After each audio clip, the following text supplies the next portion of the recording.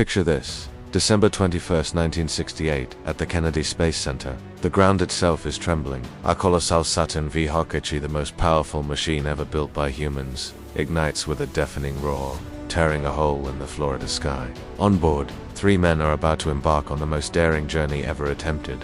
This is the story of Apollo 8. The crew was a trio of seasoned astronauts: Commander Frank Borman, Command Module Pilot James Lovell, and Lunar Module Pilot William Anders. Their original mission was to test the lunar module in Earth orbit.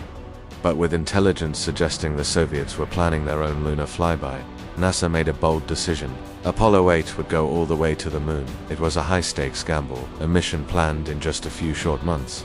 After reaching Earth orbit, the call came from Mission Control.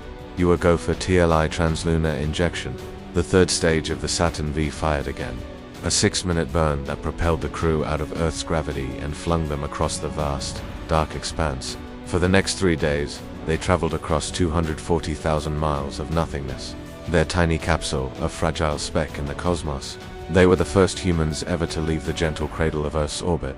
Then, on Christmas Eve, a moment of truth. The spacecraft disappeared behind the moon, cutting off all communication with Earth. The world held its breath.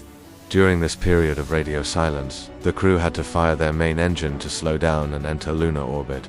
If it fired too long, they'd crash. Too short, and they'd be lost in space forever. The engine performed perfectly. As they swung around from the far side, James Lovell's voice crackled through the speakers in Houston. "Houston, please be advised. There is a Santa Claus." They had made it. They were the first humans to ever see the far side of the moon.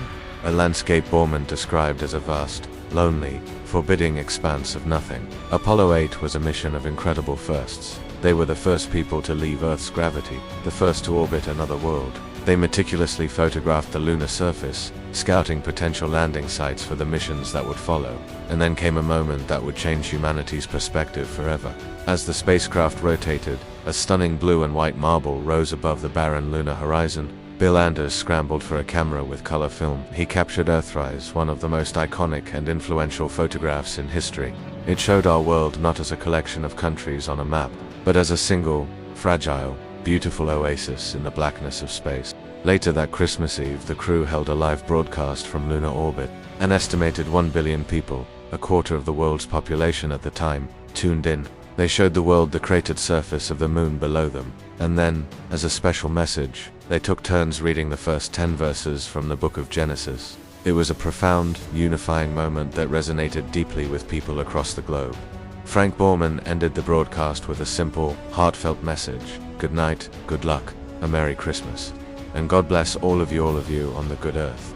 After 10 orbits, it was time to come home. Another critical engine burn, the trans-Earth injection, sent them on their way back. The return journey was just as perilous, culminating in a fiery re-entry through Earth's atmosphere at nearly 25,000 miles per hour. On December 27th, the Apollo 8 command module, named Charlie Brown, splashed down safely in the Pacific Ocean, right on target. The crew of Apollo 8 didn't land on the moon, but their mission was arguably just as important as the one that did. They proved it was possible. They tested the hardware, navigated the vast distances, and returned safely. Their courage and success paved the way directly for Apollo 11 just 7 months later. They gave the world a new perspective on our home planet and a much-needed dose of hope and unity at the end of a turbulent year. Apollo 8 was more than a mission.